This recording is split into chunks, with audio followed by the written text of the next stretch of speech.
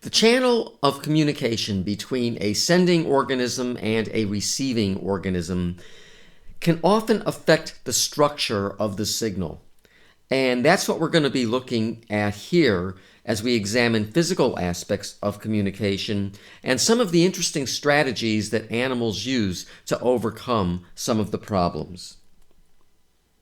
Nature is, in fact, very noisy. Ah!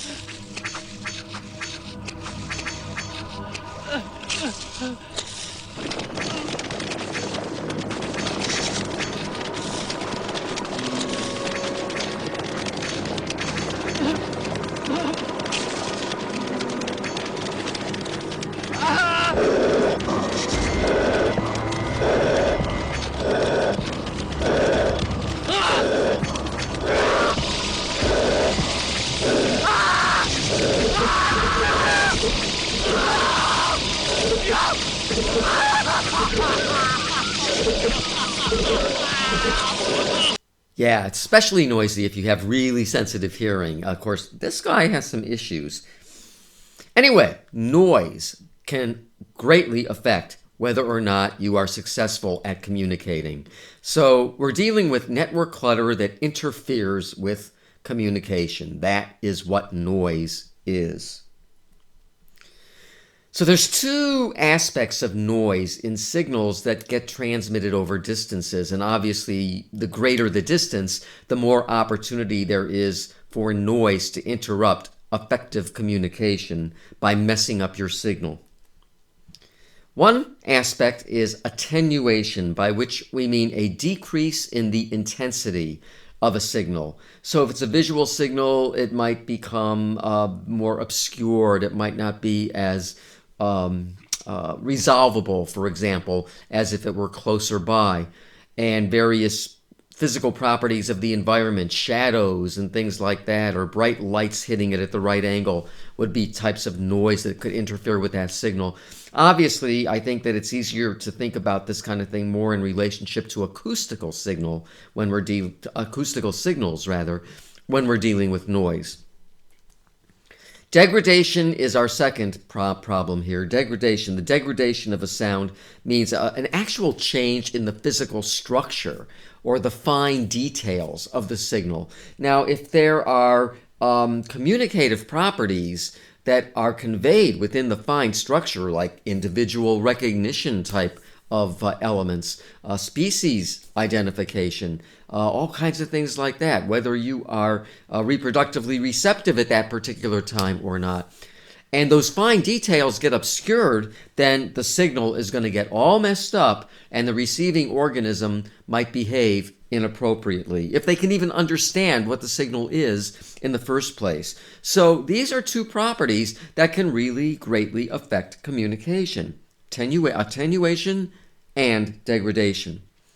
Now, from the receiver's standpoint, noise can interfere with whether or not you can even detect the sound in the first place. In other words, or whatever signal it is. I'm just going to talk primarily about acoustics here, though, but you can fill in whatever type of sensory modality you like. So can you discriminate whether the sound is even there or not? Can you actually detect it? And then, what about recognizing the signal? Can you discriminate the signal among other classes or variations of the signal? For example, if a sound conveys information about individual recognition, but you know that it's still the sound of a particular species, well, maybe you'll recognize the fact that it's the sound of that species, but maybe you'll now have problems identifying who the particular individual is if noise comes along to obscure that.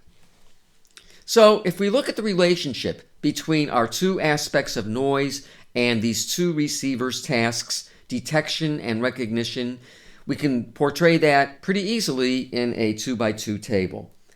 So if the sound is degraded, it won't affect detection, but it will affect recognition. So you'll still be able to detect the presence or absence of the signal, but you might not understand the signal because it might be degraded. Attenuation, on the other hand, can affect both detection and obviously recognition. I mean, if it's so greatly attenuated that you can't detect it at all, well, there's nothing to recognize. It might not be that attenuated, though. It might be just decreased in amplitude enough that you're actually detecting it, but now there's just not enough energy there for you to engage in the recognition task of what that signal is actually conveying in terms of meaning. So these are how these various aspects of noise relate to the receiver's tasks. So let's first look at attenuation and some of the issues that are involved with that and what animals sometimes do to overcome these problems. You've probably heard of the cocktail party effect, which deals with signal-to-noise ratio. If there's too much noise relative to the signal, you're going to have a hard time communicating with a person, as we see here. Do you want to dance? Huh? Do you want to dance? Yeah! So notice we all do pretty much the same thing. We'll raise the amplitude of our signal so that we stand a better chance of getting the signal above the level of the noise, and we'll sometimes also decrease the distance of ourselves with the receiver. And hopefully the combination of those two things, when there's so much noise in the background, will enable you to communicate effectively. Okay, let's look at the dawn chorus because we get some similar situations here, but in a slightly different way. So animals typically start to communicate at the break of dawn, and there's advantages for them to do that. For one thing, there's less noise. Wind tends to be less at the very early morning hours than as the day progresses. So you're going to have less wind interference in the noise that is caused by wind to interfere with your signal. And then after dawn, animals are typically busy foraging, and so you don't want, if you're busy looking for food, you don't want to be bothered by trying to set up a territory with a territorial song, for example, and then trying to actively defend it and stuff like that. Even though that will continue throughout the day, it's best to get your signal across early and then tend to other duties. So another advantage of the dawn chorus. And also, sometimes territory holders will disappear overnight. A predator will come and get them. And by doing territorial songs early in the morning, you stand a much better chance of grabbing that territory before somebody else does. So, the timing of the dawn chorus. This one is timed. Notice, a species starts early, and then it's going to die out and a new one will come in. In other words, there is rhyme and reason to the dawn chorus. It's orderly, as different species call it slightly different times to avoid that cocktail party effect with the signal-to-noise ratio. So everyone has a chance to get their signal across without it being obscured. Because if I take the sounds that I just played and play them all at the same time, like this,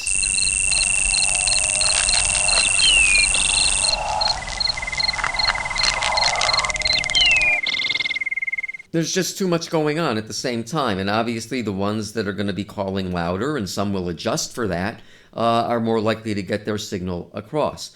So that's why that we typically see timing rather than untiming in the dawn chorus. And if you don't believe me, get up before daybreak, go outside and listen in the woods, and you'll see exactly what I'm referring to. Okay, urban noise. City noise is a huge problem for birds that are trying to communicate, that are trying to set up territories, that are trying to defend their territories, that are trying to court females rather. Sometimes it would be a female courting a male, but that's very rare. So basically they have to overcome this noise issue. So notice, these are sound spectrograms, by the way, and you've seen them before, but you've not seen them like this. These are color versions of the sound spectrograms, and I hate the color versions. To me, they're not as easy to read, but basically we're looking at the same thing we always look at, and that's frequency over time. So the authors of this article chose to publish the color version. So let's look over here. This is a low noise song. What's going on? See, the noise is all the way down here. It's not very loud at all. The way you read these, by the way, is the redder the colors. This is one virtue of this, by the way. The redder the colors, the louder the signal. Okay, so the bluer the colors, the lower amplitude, the lower the amplitude of the signal. Not a lot of noise here. Look at the lowest frequency, okay, minimum frequency, lowest frequency of this bird's song, the great tit. So it's about 2.8 kilohertz. Okay, now here we have a lot of urban noise that's now being introduced. This is all happening within a short period of time, okay? This is before the noise. Here comes the noise, okay? A lot of noise going on here, right? And then about a half a second later, look at the adjustment that the great tit makes in its song. It raises this minimum frequency from 2.8 kilohertz all the way up to about 3.7 kilohertz. So it's trying to overcome all of this network clutter of noise so that its minimum frequency will be above the noise to whatever extent possible.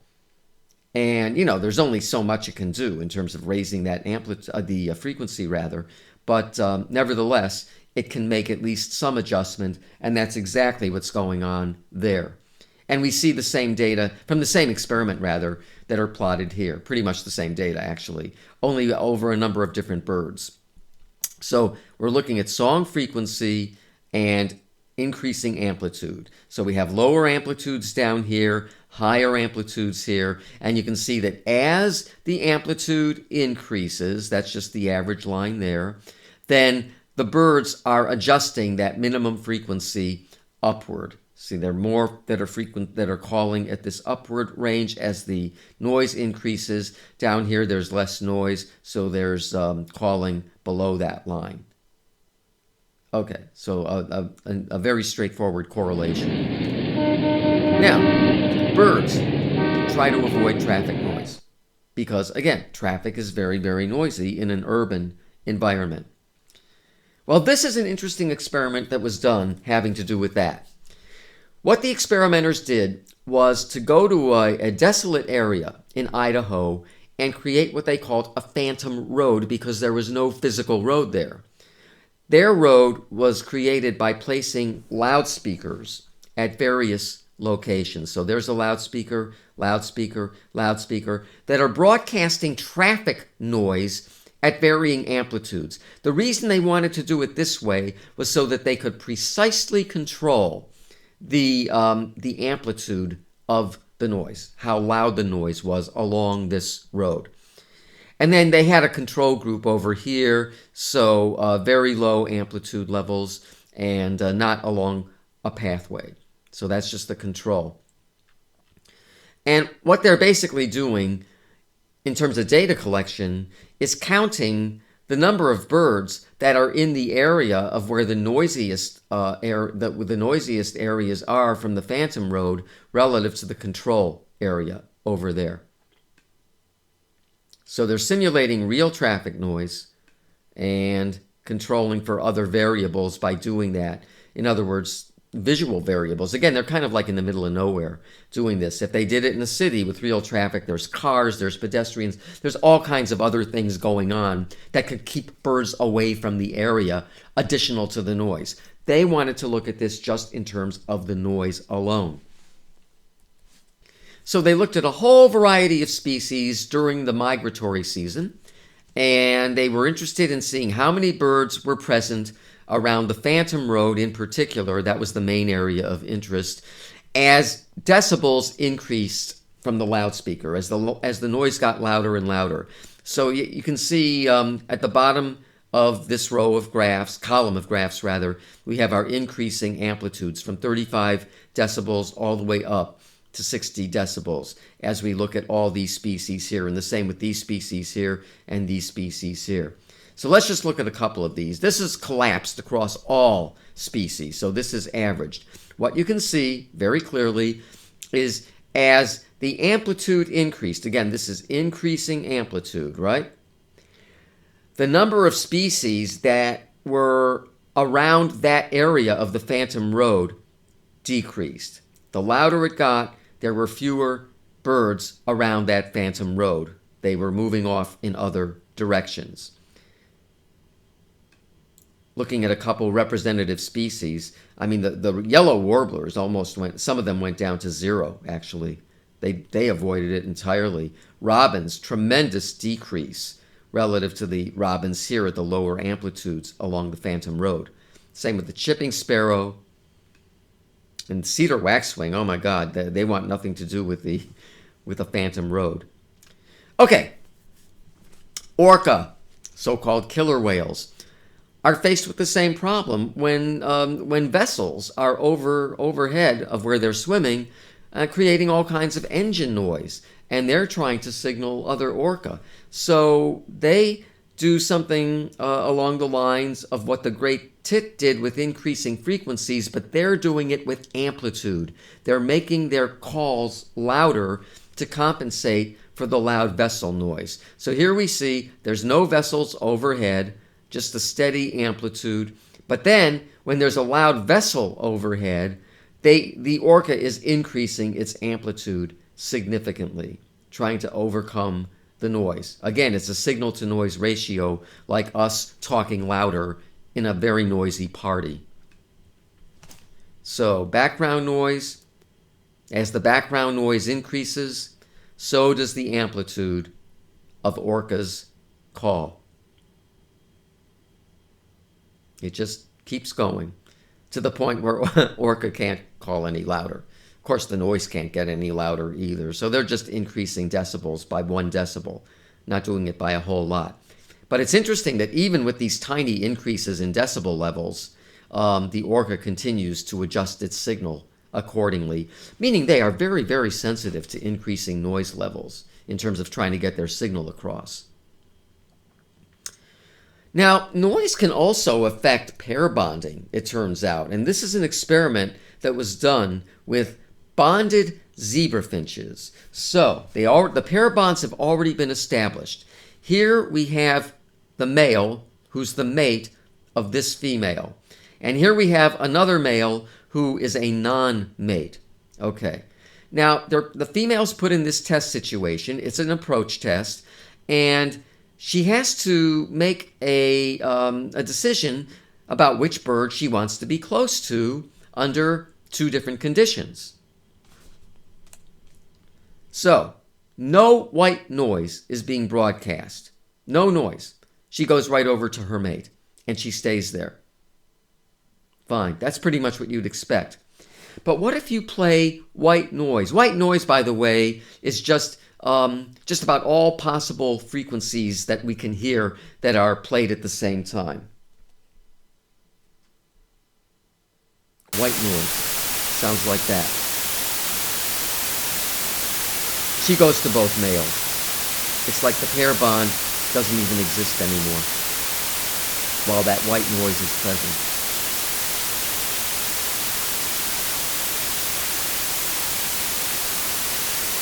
In other words, she no longer shows a preference.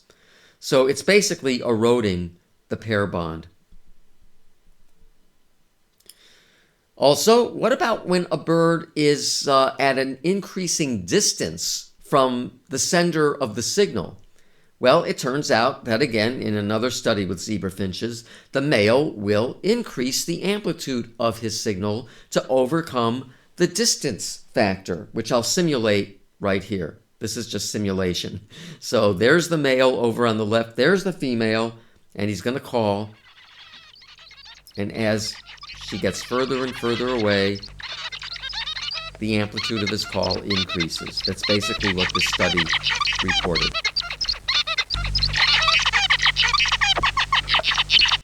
So he is adjusting the amplitude as the female is further away. Neotropical frogs are incredibly interesting in terms of how they adjust their calling in relationship to noise. And again, it's a white noise study.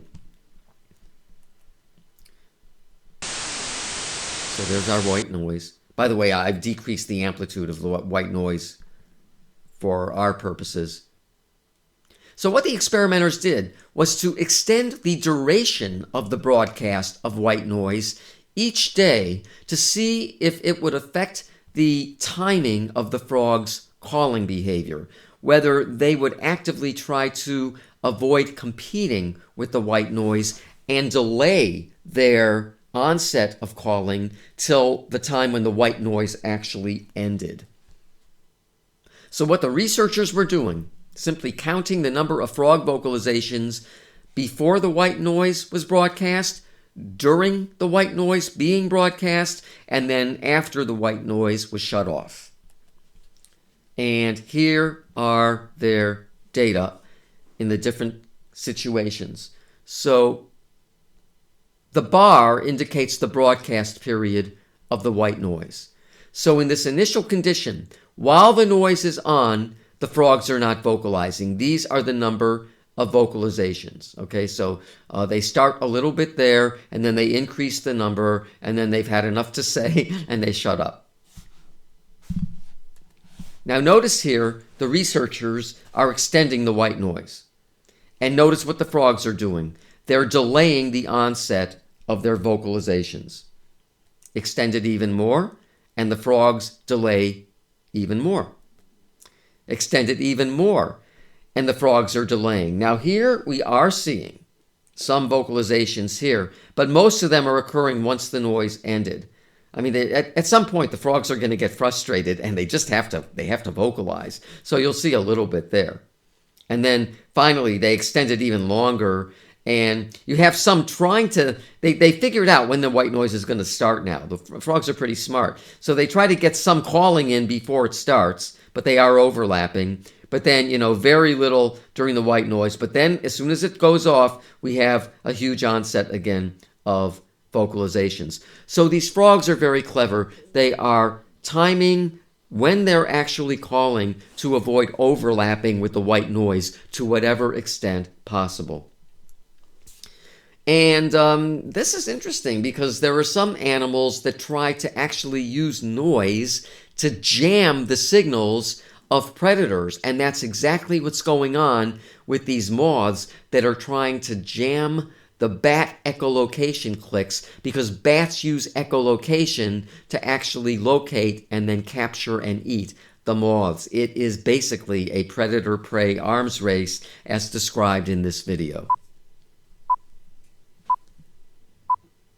When it comes to bats and moths, biologist William Connor says you can think about the relationship like this. It's warfare. Bats eat moths, but moths don't like to be eaten, producing a 50-million-year-old conflict. It's one of the best examples of an escalating arms race. And Connor and his colleagues say they may have discovered a new moth countermeasure in this arms race. We study tiger moths, and the cool thing about this animal is it really goes berserk when it hears the bat. Listen to this.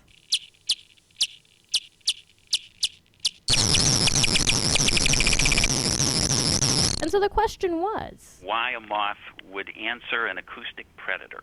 To find out, Connor tethered the moths to a rope It's a piece of fishing line, actually. and stuck them in a room with bats, and then used high-speed video cameras and special microphones to capture the bat attacks. For comparison, this is how a big brown bat attacks a non-clicking moth.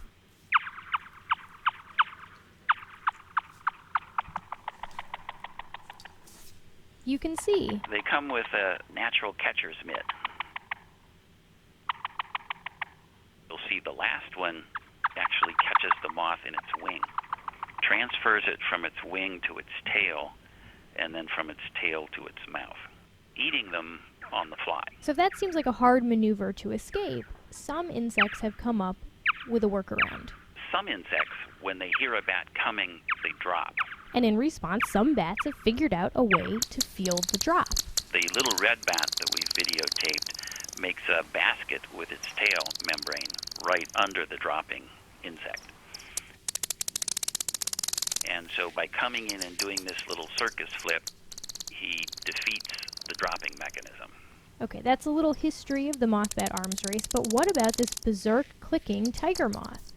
When Connor and his colleagues attached the tiger moth to the tether, circled here, they saw something different. So those clicks are the echolocation pulses from the bat. It uses that sound to locate its prey. And that's the sound of the moth responding.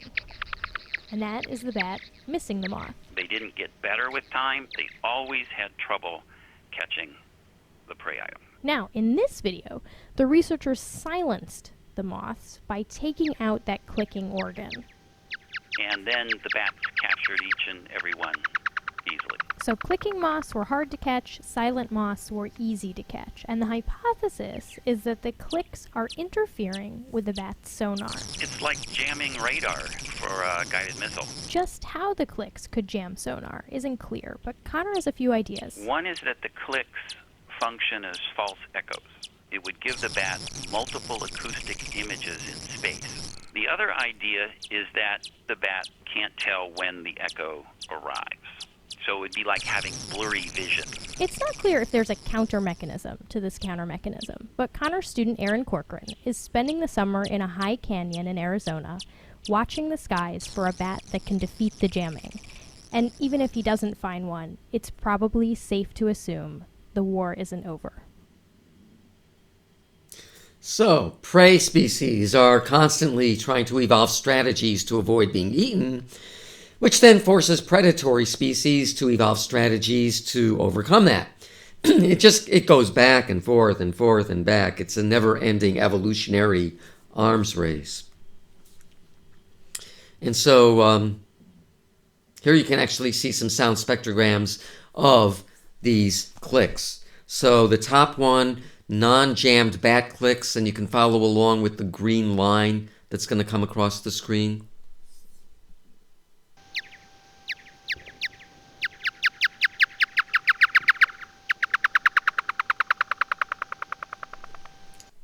And now in the middle we have the moth jamming the bat clicks, and the moth comes in at just around 5 seconds.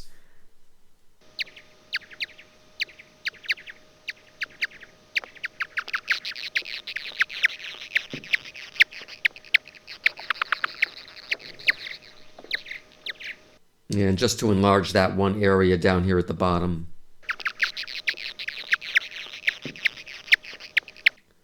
And you can see, I mean, look at the difference between the bottom or the middle one and compare that with the top one.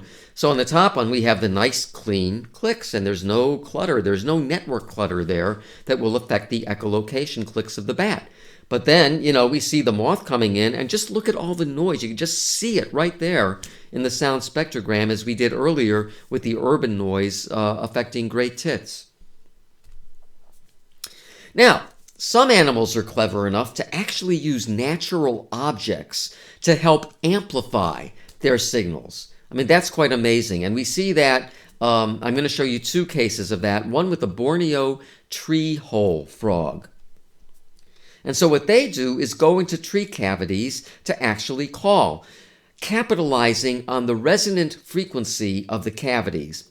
Now, I'm not a physicist, and in fact, I've never had a course in physics, so I'm going to be really lousy at trying to explain what I mean by resonance frequency. Some of you will know more about that even than I do, because you've had the right kind of courses.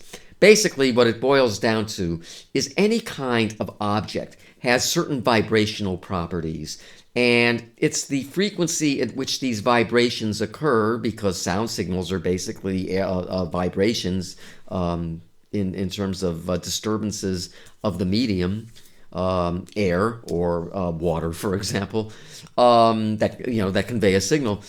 These cavities have naturally occurring vibrational properties, and that's what the resonance frequency is, the frequency at which they naturally resonate based upon their physical structure. How deep they are, how wide they are, what they're made of even will affect that greatly. People who build loudspeakers, so if anybody out there has ever had that kind of experience, working with people who build loudspeakers or certain types of musical instruments like acoustic guitars, know exactly what I'm talking about. Not all loudspeakers are created equal, which is why some cost $50 and some cost $5,000. So the courtship call is occurring inside these tree cavities. So they fill with rain. If it rains, it's going to alter the bottom area of the tree cavity, but it's also going to alter the resonance frequency of the cavity. So it turns out that these frogs adjust the frequency of their call to try to capitalize on the changing resonant frequency of the cavity in which they're calling. Hz is the abbreviation for hertz, which is the measurement of frequency. So it basically results in a maximization of the amplitude of their call. So they don't have to expend as much energy calling if they can match that resonant frequency. But sometimes trying to do that actually can be energetically costly, as we'll see in a second. So here's what the experimenters did. They made their own artificial cavities, and they made them in different heights, different diameters, and different water levels. So each of these has a different resonant frequency. So they had these experimental tree holes, as they called them. And then they put a frog in each one and recorded the frog.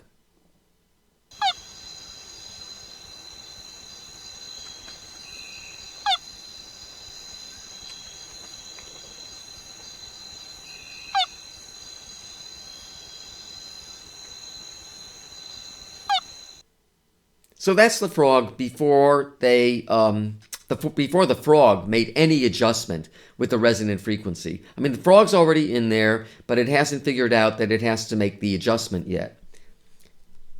Here it is at the resonant frequency. It's made the adjustment for one of these.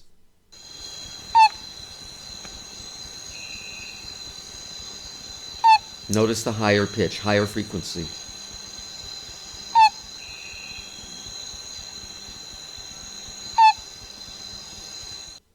So it is now calling at a higher frequency, having figured out what it needs to do to match the resonant frequency of the hole that it's now in.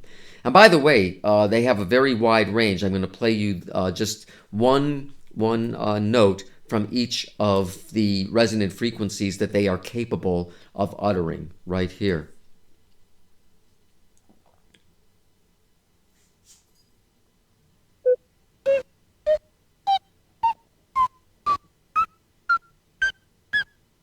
So there's a lot in the frog's vocal repertoire that it can play with in terms of trying to match changing resonant frequencies. But like I said, it is energetically costly to do that.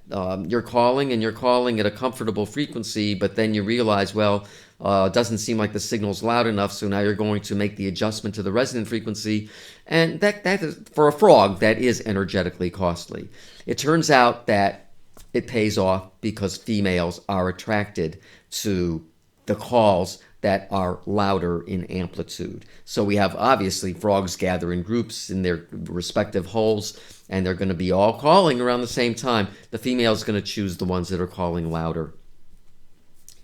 Now, the other species that uses natural objects is the tree cricket, and they actually use these holes in leaves that they have made as kind of like a soundboard through which they can make their vibrations, and the net result of that is that it increases the amplitude of their calling.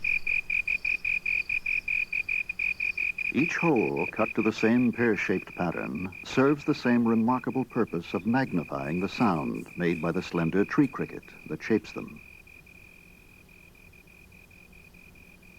To advertise for a mate, the male cricket has developed a system comparable to a loudspeaker, where a vibrating membrane, his wings, is surrounded by a baffle. The leaf is the cricket's soundboard, and the sound produced is magnified in intensity as much as 3 times. And 3 times magnification for an insect, that is huge.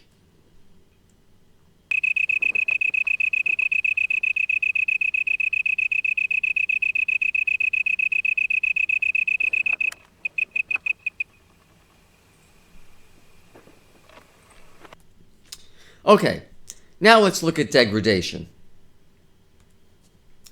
Sounds are fragile, and it's all based on the physical environment in which the animal is calling. Now, All I'm doing here is showing you amplitude modulation, which is amplitude across time, loudness across time.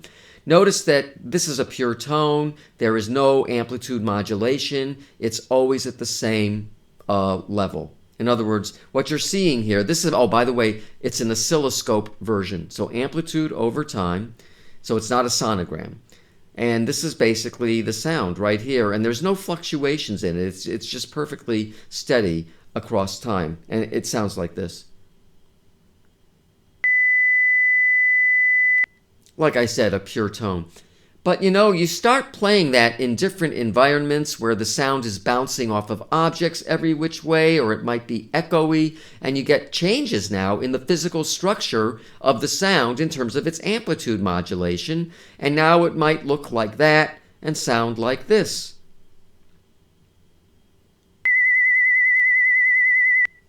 And if there's important communicative information there, it could be totally destroyed. The same with frequency modulation. So here we are looking at a songbird's song. I don't have a recording. You won't need to hear it. Anyway, this is how it is in within a very short distance of where the bird is actually sending the signal. Okay, so the bird is singing, and you can see very nicely the fine details of these trills. Okay? What about if we record that song about 10 to 20 feet away? Oh my gosh, the fine detail is destroyed. It's gone. It's just blobs caused by echoes in that particular environment. You know what? Many birds encode things like species identification, individual recognition, dialect information within those trills. And now the trills are gone. That information is gone as well. And effective communication has now been destroyed. So the physical environment greatly, greatly affects signals. I mean, a forest like this, there's sounds bouncing around everything. All these trees. And then, you know, it's going to be less of a problem here and even less of a problem here. But you also have echoes to contend with in certain environments. Well, there are some species of primates in South America that have compensated for this by adjusting the height at which they call. So they'll first position themselves at different heights in trees before they start to call. They have somehow figured out what is going to be optimal for effective communication and transmission of their signal without their signals being obscured. And obviously, different species utter different types of sounds. So that's why some will perch very high up, like the monkeys over on the left, before they attempt to call. And some are fine at lower levels, like the one over on the right. And birds do exactly the same thing. These are 5 species of warbler, and you can see where they position themselves when starting to do their territorial and or courtship song. Some very high up, some in the middle, some very low down, based upon the structure of their song and how it might be affected by the physical environment in which they find themselves. So, signals are very fragile. Noise can affect signals greatly, and animals have to compensate for that. And what we've been looking at is how that all can occur and the adjustments that animals can make to make sure that they can communicate effectively.